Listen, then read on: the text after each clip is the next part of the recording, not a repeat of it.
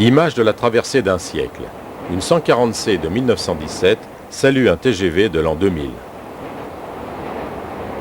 Au début du XXe siècle, la Compagnie de l'Ouest ne dispose que de machines de faible puissance. Des 030 qui, malgré leur qualité, sont d'une puissance notoirement insuffisante pour assurer un trafic marchandises de plus en plus important. Et cela oblige la compagnie à louer fréquemment des machines auprès des autres réseaux. Les responsables de l'attraction s'intéressent alors à un type de locomotive puissante, des 140, en cours de construction par Henschel en Allemagne pour les chemins de fer italiens. Et ils commandent une série de 30 locomotives similaires. De ligne très simple, ces machines compound à 2 cylindres, avec une chaudière à vapeur saturée timbrée à 16 kg, développent une puissance de 900 chevaux, avec une charge par essieu limitée à 14 tonnes. Elles sont livrées en 1908 et numérotées 4501 à 4530. Leur allure générale rappelle le style italien dont elles sont dérivées. Très dépouillées, chaudière haute dégageant un espace au-dessus du châssis et poste de conduite à droite. Entre-temps, les chemins de fer de l'État ont racheté la Compagnie de l'Ouest et décident d'augmenter sérieusement ce parc de machines puissantes.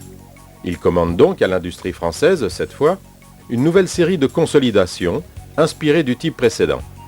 Elles seront numérotées 140-101 à 370. Même allure générale que les 4500. Elles sont équipées du même bogie Bissell Zara, mais pèsent un peu plus lourd, 75 tonnes en moyenne, sans dépasser 17 tonnes à l'essieu. Elles sont à vapeur surchauffée à 12 kg et simple expansion, distribution Valskart, graisseur mécanique et conduite à gauche. Un premier lot de 70 machines, construites par la SACM à Belfort, par Schneider au Creusot et par Fivlil, est livré en 1913. Mais la déclaration de guerre de 1914 mobilise l'industrie française pour l'effort de guerre. Et l'État fait appel à l'industrie anglaise. Nasmith Wilson à Manchester et North British à Glasgow et Hyde Park expédieront ainsi 200 machines par bateau vers les ports français. Malheureusement, le Saint-Chamond est coulé par un sous-marin allemand en avril 18 et 6 locomotives et leurs tenders disparaissent au large de la Cornouaille. En 1916, le ministère de la Guerre commande 70 autres machines aux mêmes usines anglaises pour la traction de l'artillerie lourde sur voie ferrée, l'ALVF. À la fin de la guerre, ces 70 machines sont vendues à 2 réseaux. 35 à la Compagnie de l'Est, qui les enregistre sous les numéros 40 001 à 40 035, et les 35 autres au PLM, où elles prendront les numéros 140K 1 à 35. Au total, 334 machines composent cette série. Dès l'origine, toutes les machines ETA et ALVF sont accouplées à un tender à bogie de 18 m3 du type ETA. Il peut contenir 5 tonnes de charbon. 10 machines de l'Est ont reçu par la suite un tender de 21 m3 du type prussien. Enfin, dans les années 50, la SNCF équipe une trentaine de machines de la région Est, de tenders allemands de 34 m3, provenant des machines 150X mises à la réforme. Au PLM, ces locomotives sont affectées au dépôt de Montargis. Elles remorquent exclusivement des marchandises sur la ligne du Bourbonnais et les lignes rayonnantes, à la différence de l'Est ou de l'Ouest, où elles assurèrent tous les services, marchandises, voyageurs omnibus ou express, et même mixtes.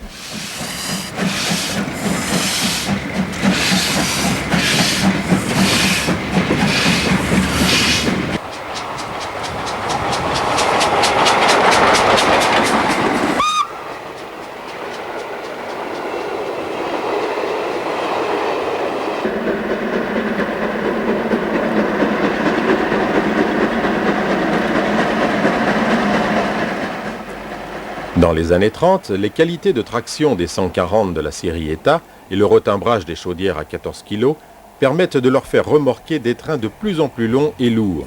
Mais le freinage devient insuffisant et nécessite le remplacement des pompes à air simples par un compresseur bicompound.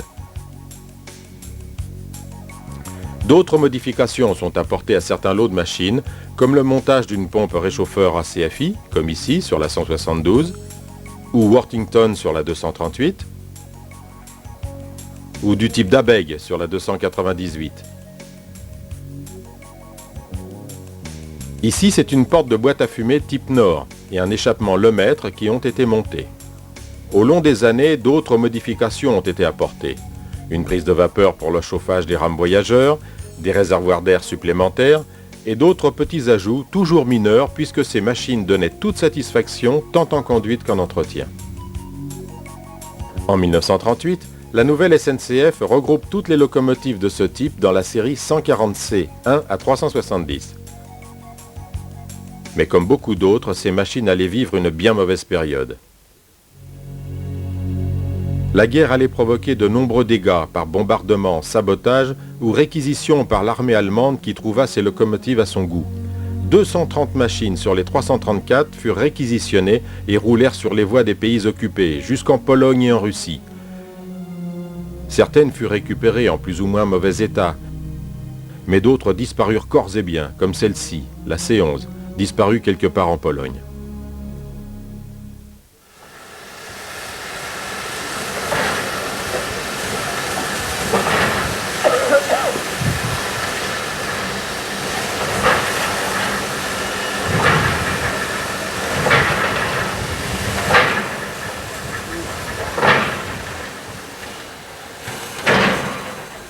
Dans les années 50, l'effectif des 140C est reconstitué avec les rescapés, moins les 41 machines perdues, détruites ou irréparables.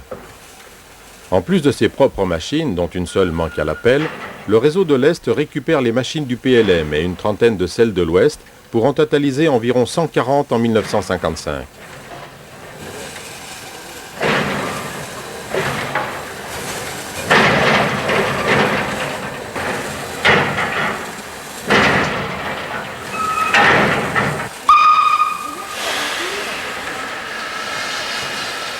Elles assurent l'attraction de tous les trains de marchandises, de certains voyageurs omnibus et même d'express. Grâce à leur vitesse de 80 km/h, il leur arrive même de remplacer les autorails avec un train léger et de tenir le même horaire.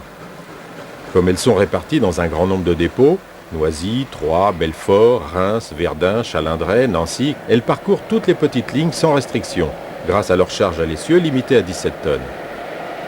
On peut les voir sur pratiquement toutes les grandes lignes de l'Est. Paris-Charleville, Paris-Strasbourg, Paris-Bâle. En grande majorité, les équipes de conduite aiment bien ces machines pour leur puissance, leur facilité de conduite et d'entretien.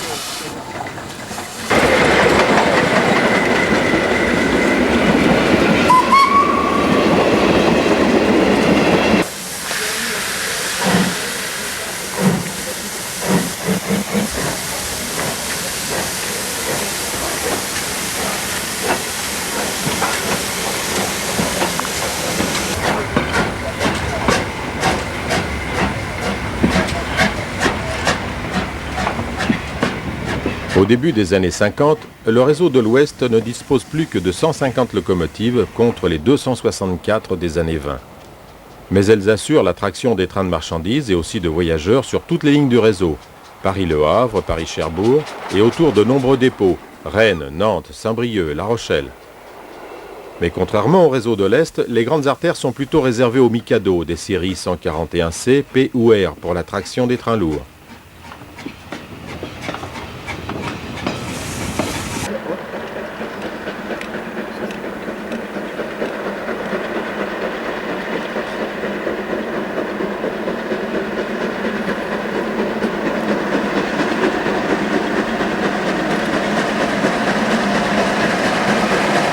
Les 140C se voient surtout confier les trains de desserte des nombreuses lignes en antenne. Pour cela, les dépôts bretons, normands et charentais ont équipé une vingtaine de tenders d'une cabine venant chevaucher le toit de la locomotive, de façon à abriter les équipes de conduite pendant les nombreux parcours tenders avant. Mais avec la progression des électrifications et la dieselisation, l'effectif de l'Ouest va se réduire assez rapidement pour disparaître en 1970. Sur l'Est, la série atteint son apogée au début des années 60 avec 160 machines à l'effectif. Elles assurent entre autres la traction des trains lourds de chaux depuis les carrières de la Meuse jusqu'aux usines sidérurgiques. Certains trains partent de Dugny, remontent jusqu'à Verdun puis se dirigent vers Conflans-Jarny par la fameuse rampe du tunnel de Tavannes. Les autres partent d'Audinville au milieu de cette rampe pour se diriger également vers Conflans. Grâce à la clairvoyance de cinéastes amateurs, il nous en reste un souvenir en couleur. Départ du déversoir d'Audinville en double traction pour attaquer la rampe.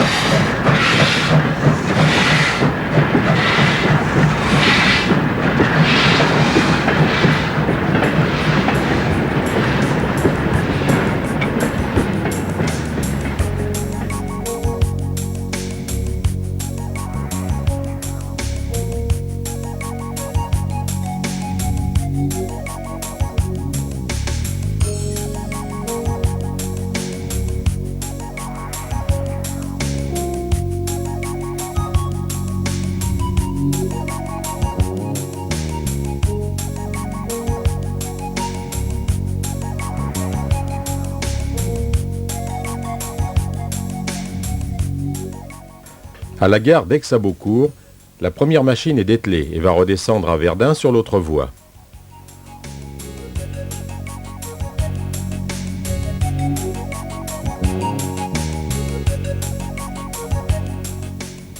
La deuxième 140C va continuer seule jusqu'à Conflans-Jarny.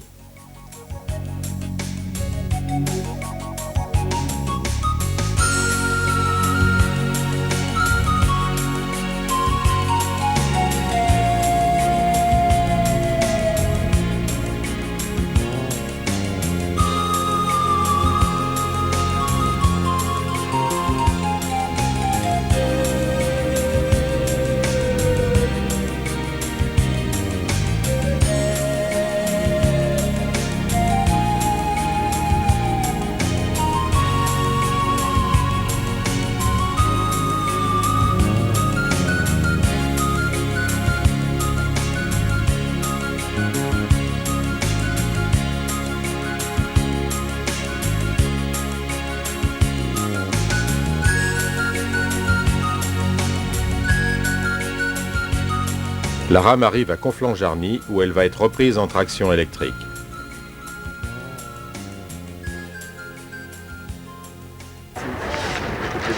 Retour dans la vallée de la Meuse, à Dugny, au pied des fours à chaux. La 218 du dépôt de Verdun vient de prendre une rame de trémie chargée et s'apprête au départ.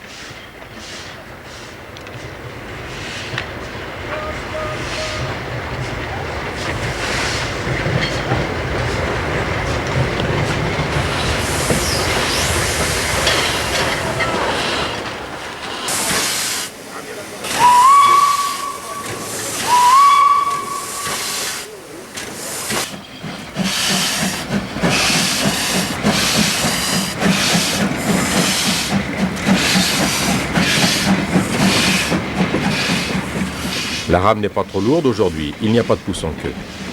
Mais pour autant, on ne battra pas de record de vitesse. Les rampes sont sérieuses jusqu'à Verdun.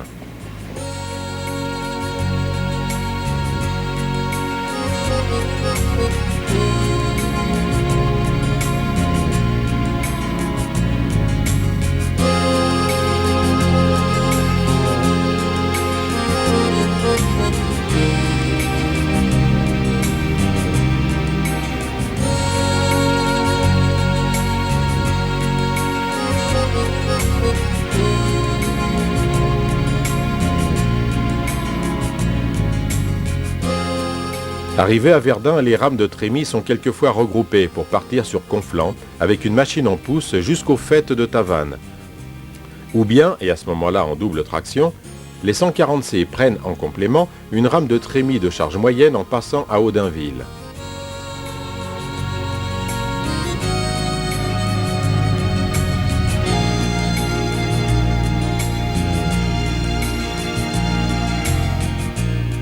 C'est avec soulagement que la C-27 sort du tristement célèbre tunnel de Tavannes, où 500 hommes périrent pendant la guerre de 14, suite à l'explosion du dépôt de munitions qui était installé.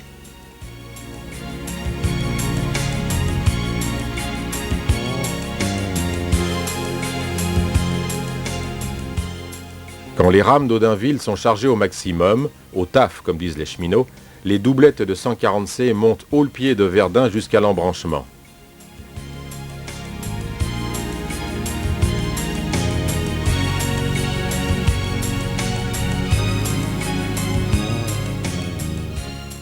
Elles rebroussent ensuite pour se mettre en tête.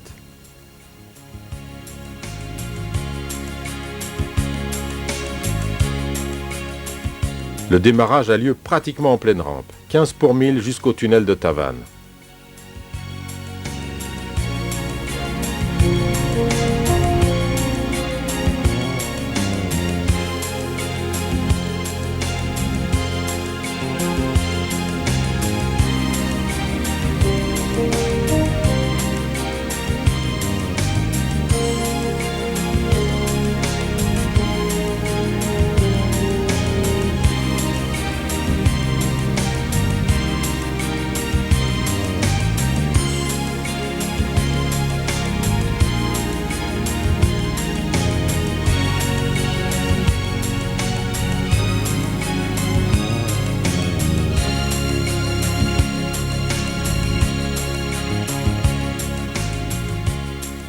Quelques minutes après, la première machine redescend haut le pied jusqu'à Verdun. Ce sont pratiquement les derniers trains assurés par les 140C de la SNCF avec celles du dépôt de Sarreguemines, où elles continueront à rouler en tête de train de marchandises et d'omnibus jusqu'à la fin de l'été 1971. Ici, à Verdun, elles sont retirées du service en mai 71 et placées en attente d'amortissement, sauf la C-27 qui est garée en bon état à Sarreguemines et qui connaîtra une seconde vie. Mais tout n'était pas fini pour les 140C. Les CFTA exploitaient et exploitent toujours un ensemble de lignes en Franche-Comté au départ de Gray vers Vesoul, Chalindray, Châtillon-sur-Seine et Troyes, sur la grande ligne Paris-Belfort. Leur domaine comprend aussi la ligne de Châtillon à Nuit-sous-Ravière sur l'artère Paris-Dijon. Et les machines de Gray sont également amenées à aller de Châtillon à Chaumont et de Langres à Vesoul. Jusque dans les années 60, les trains étaient remorqués par les 130B de l'Est.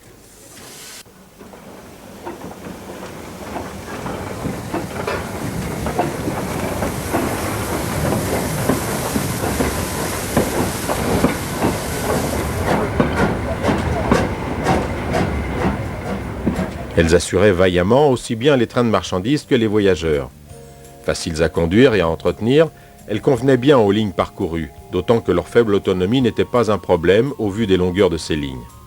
Mais leur âge et leur puissance relativement faible amenèrent les CFTA à envisager leur remplacement.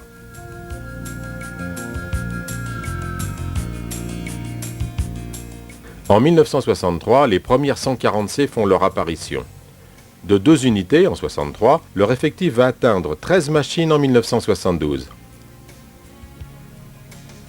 Les 140C reprennent aussi à leur compte la remorque du train de voyageurs omnibus de Troyes à Châtillon-sur-Seine et le train tournant, un train de desserte marchandises sur le circuit en triangle de Langres, Chalindray, Gray, Vesoul et Langres.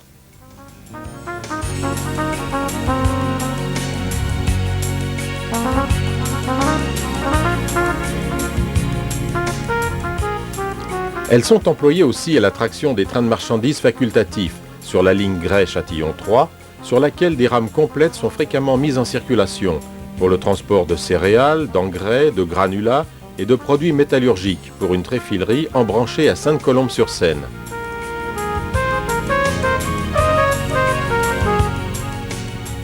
Il leur arrive aussi de parcourir occasionnellement la ligne de Châtillon à Chaumont, ce qui leur fait franchir le magnifique viaduc de Chaumont.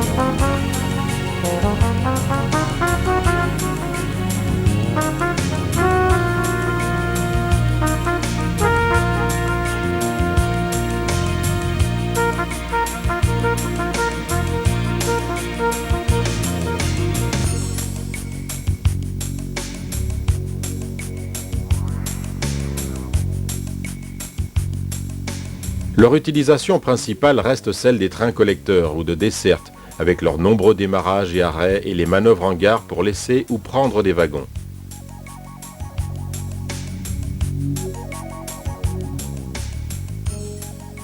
Leur dépôt d'attache est à Gray, où les CFTA effectuent tous les travaux courants d'entretien et de réparation.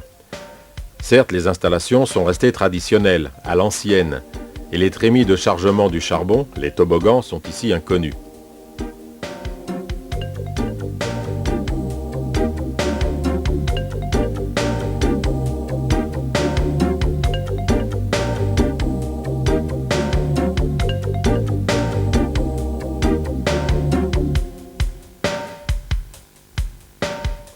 Mais il y avait pire, et même à la SNCF, comme ici au dépôt de Cézanne, où les méthodes étaient encore plus rustiques.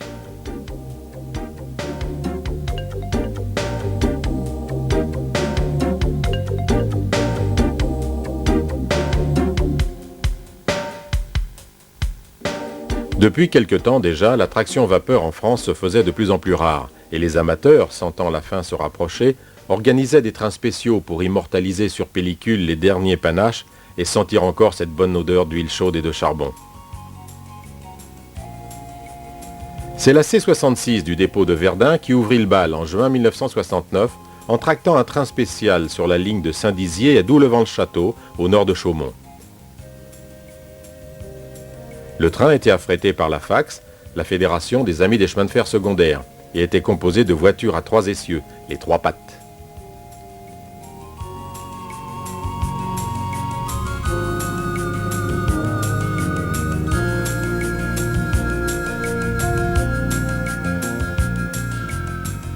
Un an plus tard, en juin 1970, la FAX organise un autre train spécial, entre Langres et Is-sur-Tille.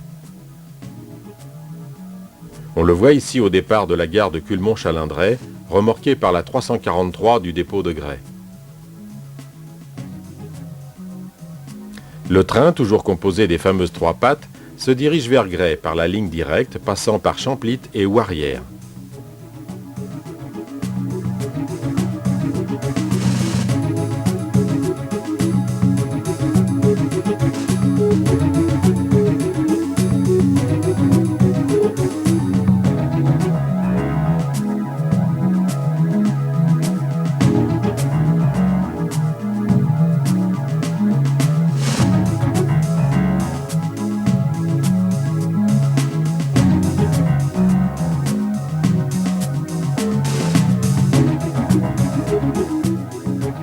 En mai 1972, c'est l'association Tourisme et Études Ferroviaires qui fait le trajet de Chalindray à Gray à bord de 2 voitures, toujours les 3 pattes, incorporées à un train de marchandises tiré par la 349 du dépôt de Gray.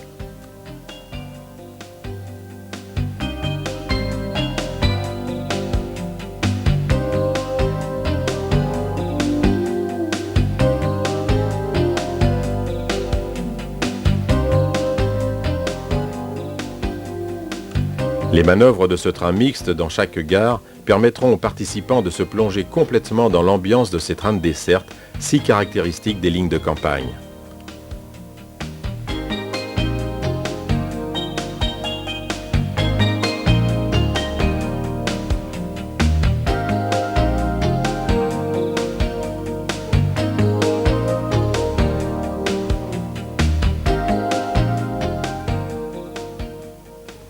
En septembre 1974, c'est à nouveau la FAX qui affrète un train de Vesoul à Chalindray par Gray. C'est la 22 de Gray qui remorque cette fois des voitures à bogies.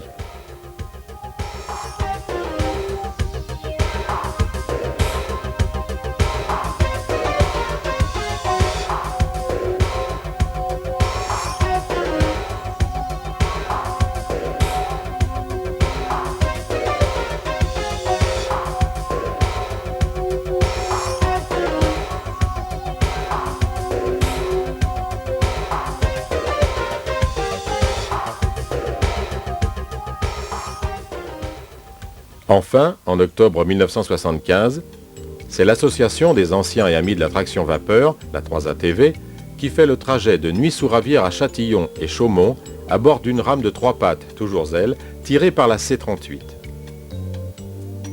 Ce sera le dernier train de voyageurs tracté par une locomotive à vapeur du service régulier.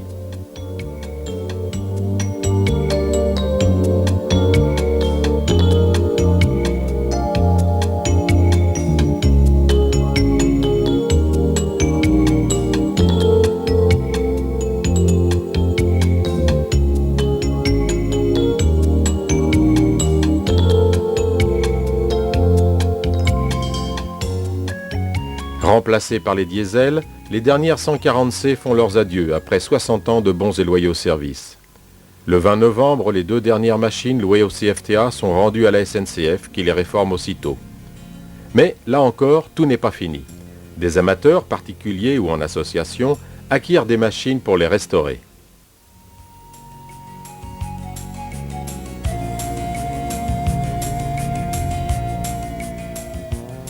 La 22, qui a circulé pour la dernière fois le 30 mai 1975, a été cédée sans son tender à la ville de Vierzon, qui l'a exposée en monument avec une décoration délirante.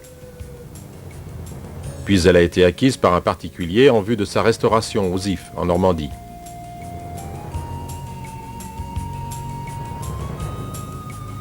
Après avoir effectué son dernier train en novembre 1975, la C38 fut conservée par la SNCF pour des présentations statiques. Elle participa à des expositions, comme ici en Suisse, à Lucerne, puis elle fut confiée au Rail Miniature Canet, pour exposition, avant d'être cédée au chemin de fer touristique Limousin-Périgord, qui a entrepris sa remise en état de marche dans la région de Limoges. La 287 a fait son dernier train en septembre 1975 et fut rapatriée par la 38 à Chalindrey, en novembre. Acquise par le chemin de fer touristique du Bréda en 1982, elle est maintenant à Sainte-Foy-l'Argentière en attente de remise en état. La 313 est exposée à l'abri sous la marquise de la gare de Reims. Et, bien entendu, le musée de Mulhouse présente aux visiteurs la 344, parfaitement restaurée. Mais d'autres machines ont eu plus de chance. La 27 a fait son dernier train en 1971, près de Verdun, et a été achetée par 2 amateurs en 1974. Après avoir roulé sur le chemin de fer touristique de la Dolère, elle est enfin autorisée sur les lignes SNCF en 1981 et elle peut parcourir ainsi les lignes de France, de Suisse et d'Allemagne. Elle fera aussi en 1983 un très grand voyage depuis l'est de la France jusqu'à la Côte d'Azur et le col de Tende par la ligne de Nice à Cauny. Puis à partir de 1986 vient la grande époque du train à vapeur des Cévennes.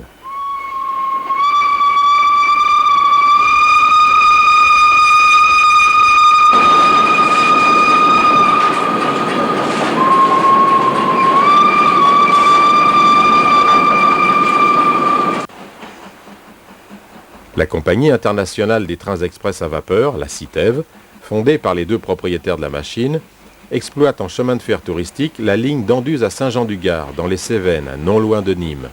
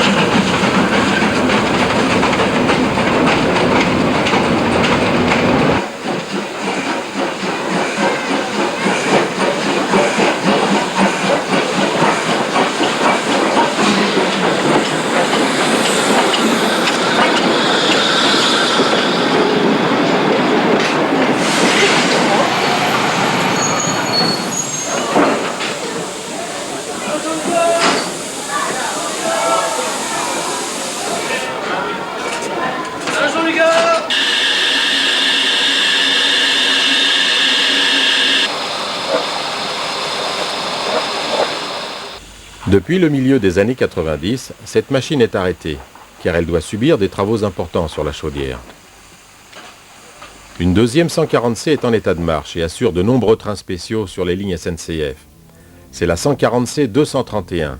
Réformée le 1er octobre 1972, elle est achetée par l'Association des jeunes pour la conservation des trains d'autrefois, l'AJECTA. Nous la voyons ici sur le pont tournant du dépôt de Longueville, près de Provins, lors de l'Assemblée générale de l'AJECTA en 1973. Malheureusement, l'interdiction opposée par la SNCF aux circulations de matériel privé sur ces voies confine alors la machine dans l'enceinte de son dépôt.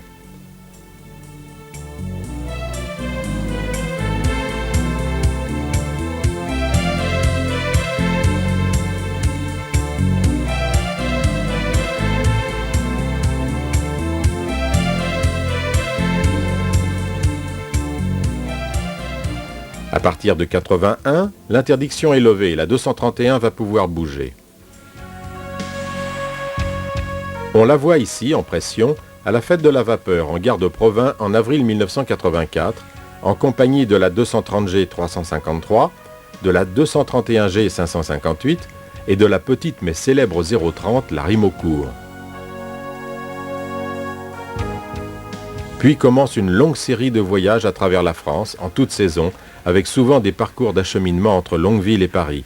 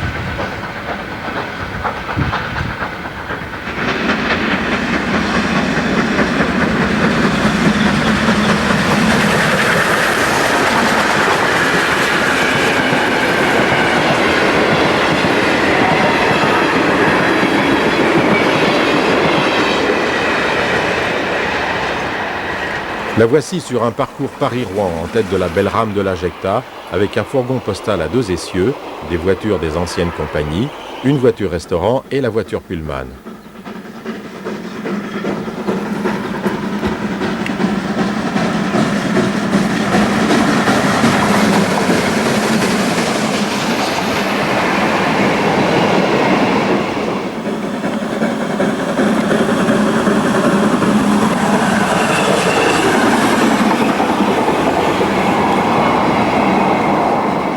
Les beaux voyages en Pullman première classe ne doivent pas faire oublier qu'une machine à vapeur, c'est aussi beaucoup de contraintes et de travaux pénibles. Ici, à Saint-Pierre-des-Corps, près de Tours, l'équipe de l'AJECTA prépare la 140 pour un trajet dans la vallée de la Loire, entre Tours et Blois.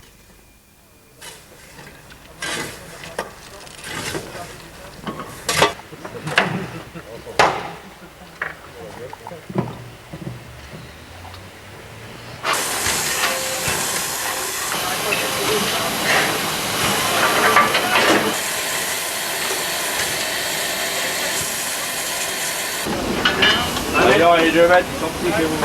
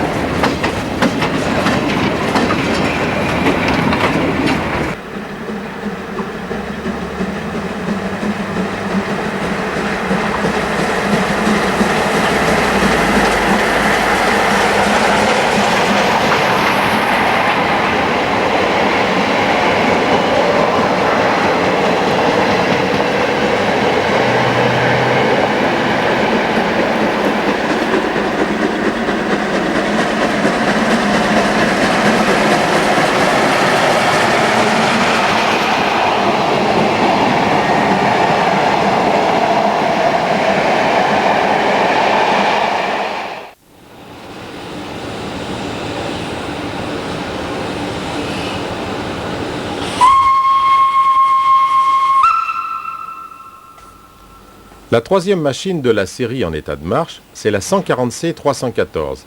Acquise par la Fax à sa réforme en 1975, elle a été confiée au chemin de fer touristique du Vermandois à Saint-Quentin.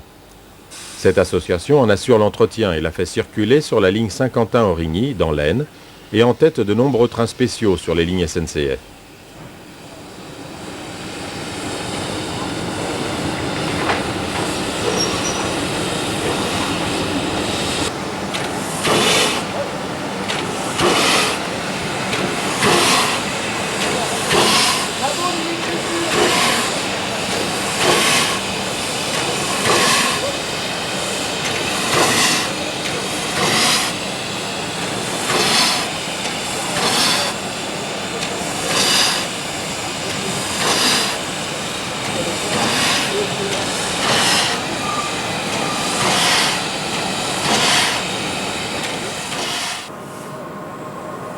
Nous sommes au dépôt de Villeneuve-Saint-Georges, dans la grande banlieue parisienne. Dans ce temple de la traction électrique, la présence d'une locomotive à vapeur en pression est un événement qui captive même les plus blasés.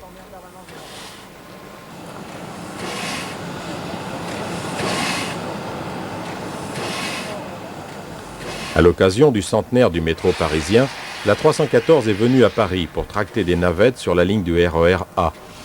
Sur cette ancienne ligne de la Bastille, elle a dû rappeler aux riverains l'époque des 131 TB et des 141 TC.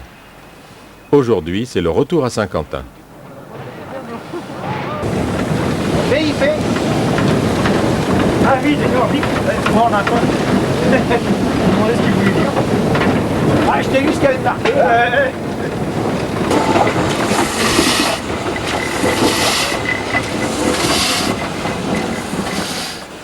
Nous passons près d'un lot de CC 1100 retirés du service depuis peu.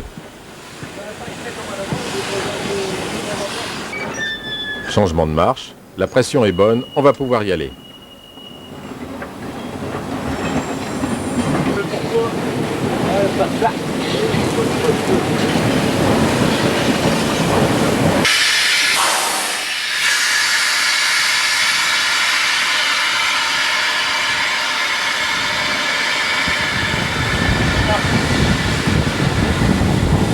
Un peu, c'est bon.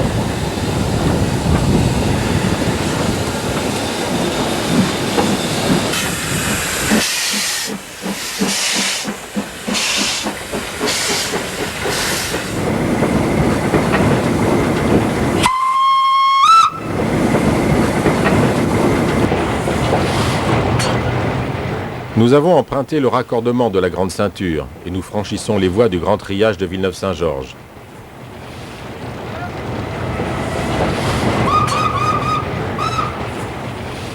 Beaucoup de monde dans la cabine, 2 mécanos, 2 chauffeurs, le pilote SNCF et en plus un caméraman qui cherche à se faire tout petit.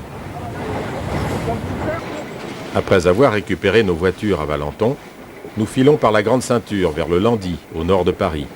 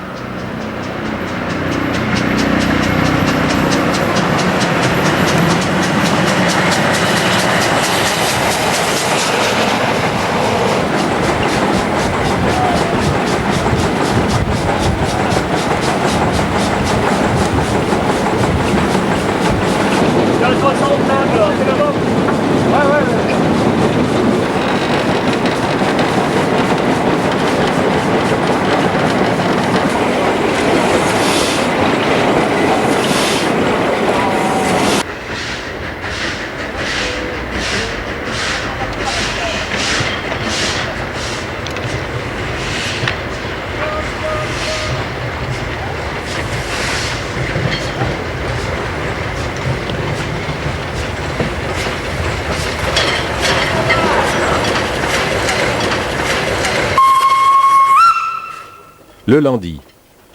La machine va laisser ici pour la nuit sa rame de voiture nord à portière latérale avec la voiture restaurant.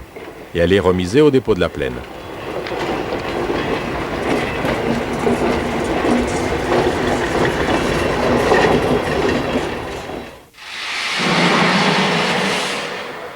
Paris, gare du Nord, dimanche matin. La 314 est en tête. Le graissage et les essais de frein sont faits. On attend maintenant les voyageurs.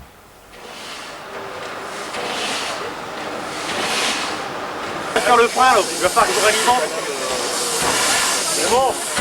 Je fais ta réalimentation. Ah ouais. Va te sonner. Ouais, non, allez,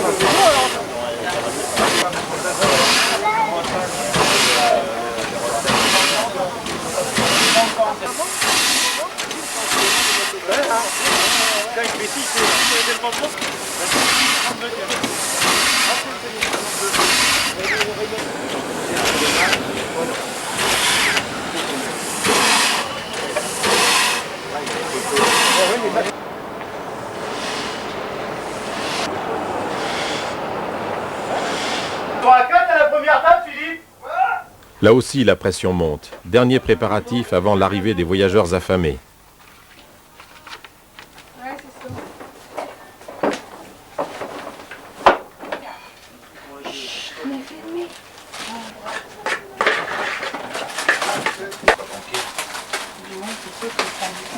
On verra ce qu'il nous reste comme récipient.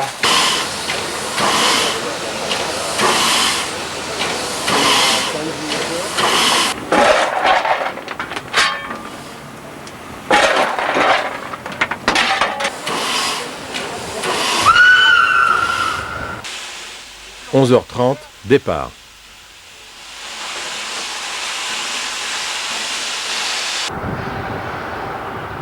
Dans le brouhaha de la gare, on entend à peine le bruit pourtant si caractéristique de l'échappement de la locomotive au démarrage.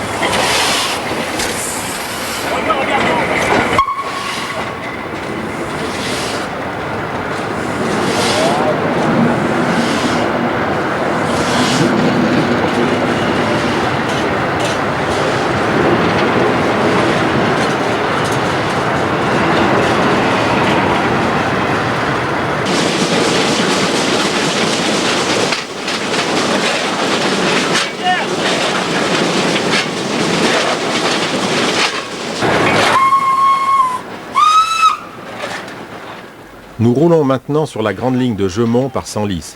Pas question de faiblir. À 82 ans, la 314 tient sans problème les 80 km/h.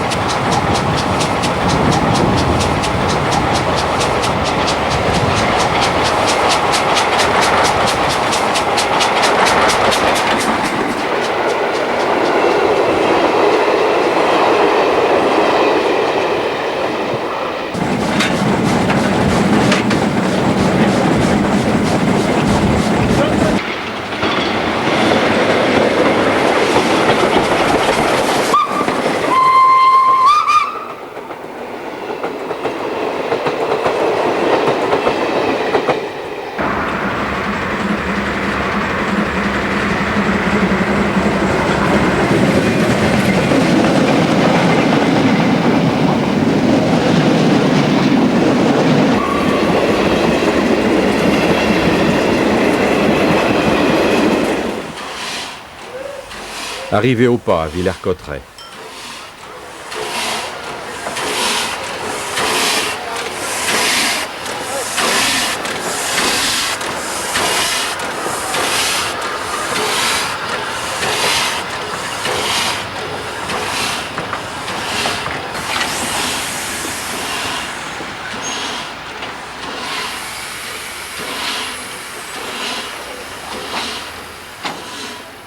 Réflexe traditionnel du mécano après un train rapide, tâter les essieux pour déceler tout échauffement anormal.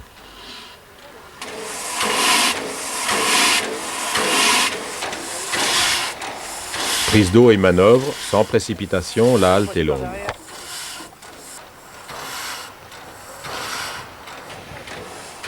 Départ sous un ciel toujours changeant.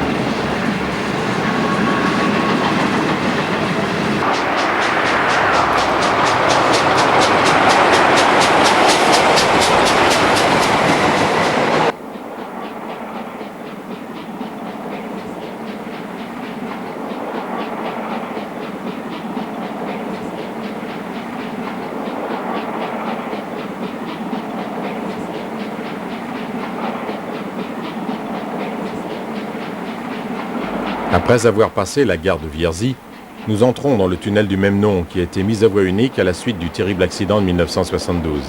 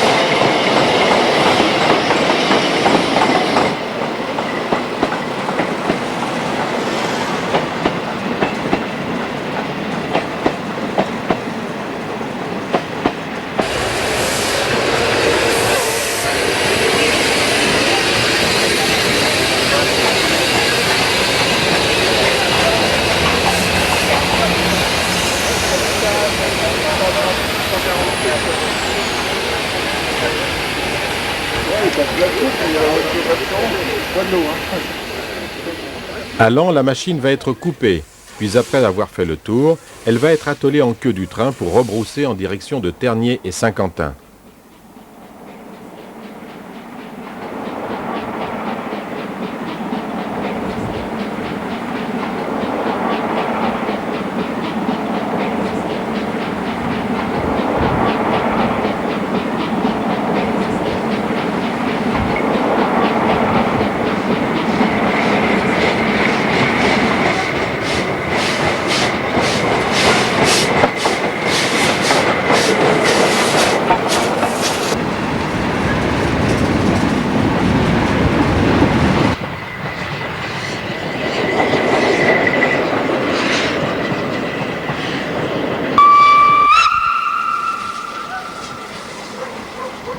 Passage sans arrêt à Tergnier avec un rayon de soleil inespéré.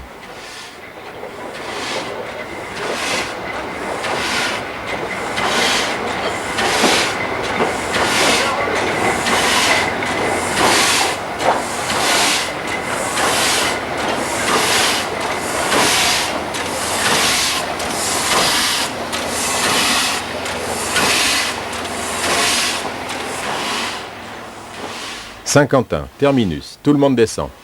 À vrai dire, la plupart des voyageurs sont descendus à Laon. Seuls sont restés à bord les purs et durs et les accompagnateurs de l'association qui vont échanger leurs impressions sur le déroulement du voyage, le comportement de la machine, les consommations de charbon et d'huile, etc. Ce voyage vient encore une fois de démontrer à quel point ces machines ont été réussies.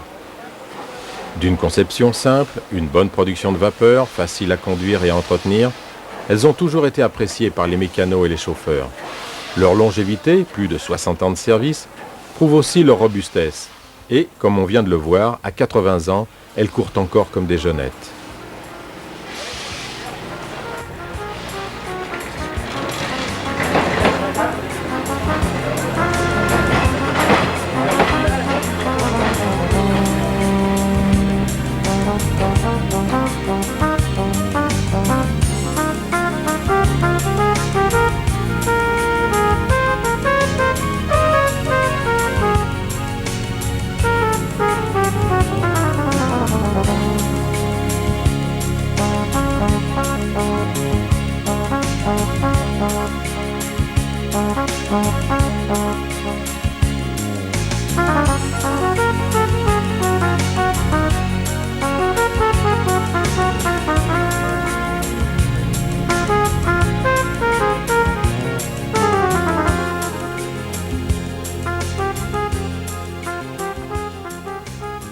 Toutes les informations techniques et historiques citées dans ce film sont extraites du livre de José Banodo, Les locomotives 140C.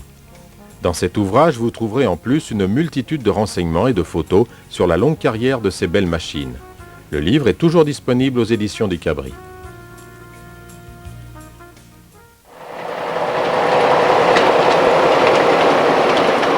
Dans la collection Loco Vidéo, les éditions du Cabri ont déjà produit un film d'1 heure sur les locomotives diesel BB 63000, 63500 et leurs dérivés.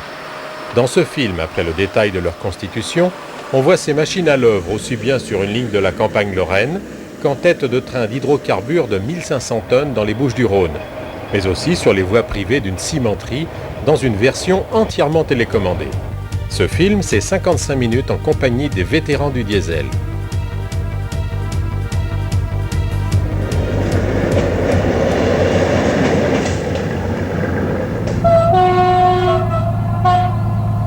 Toujours dans cette même collection Loco Vidéo, la longue histoire des autorails Picasso a fait l'objet d'une autre cassette. Ce film vous montre différents autorails préservés dans des livrets aussi variés que les sites traversés. Depuis les neiges du Jura, avec la BFC, jusqu'aux rives du canal du Midi avec l'autorail du Minervois en passant par les Ardennes, le Pas-de-Calais et l'Ardèche. Un Tour de France coloré pour cet autorail symbolique des campagnes françaises. Le troisième film de la collection est consacré aux locomotives monophasées du Nord-Est, les fameux fers à repasser. À l'aide des films d'archives de la SNCF, une séquence historique retrace l'origine de ces machines, leur construction, les essais et leurs premiers trains. Ensuite, les BB 12000, les dernières locomotives encore en service, sont filmées dans leurs tâches quotidiennes, avec, entre autres, les trains de cailloux de Pagny-sur-Meuse, des trains de marchandises en Lorraine et dans le Nord, à Aulnoy et Jeumont. Et puis une séquence nous montre leurs petites sœurs du Luxembourg, où elles assurent toujours un intense trafic mixte, voyageurs et marchandises, et avec lesquelles nous faisons un accompagnement en cabine.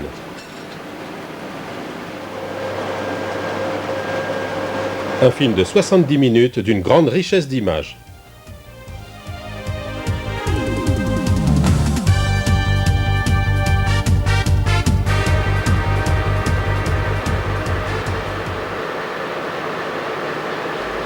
Le quatrième film de la collection est consacré au célèbre CC 7100. Cette série de machines prestigieuses aux nombreux records.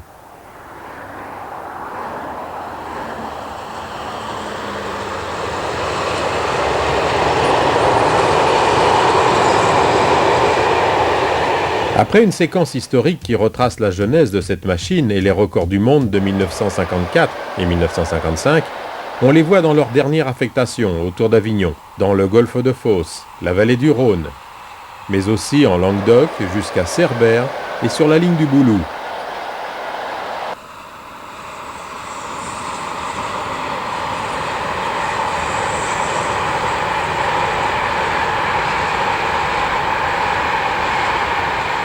Vous y verrez aussi un levage spectaculaire dans les ateliers du dépôt, ainsi qu'un reprofilage de roues sur le tour en fosse.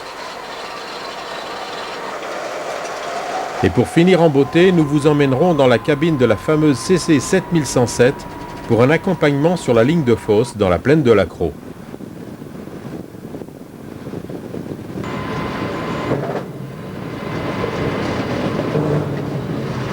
Une heure d'image exceptionnelle pour des locomotives exceptionnelles.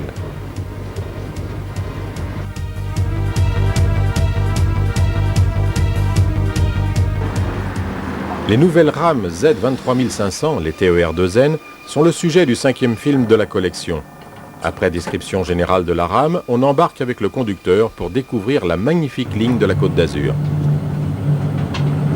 À Monaco, un flashback nous fait revivre la fièvre des journées folles du Grand Prix de Formule 1 dans l'ancienne gare. Et après une séquence sur la nuit de travaux du raccordement, nous découvrons la nouvelle gare souterraine. Une séquence historique nous fait voir l'ancien tracé du PLM avec, entre autres, des 141R et des Bugatti le long du port de Monaco. Et le voyage se termine à Vintimille en Italie. Un film d'1 heure au pays du soleil.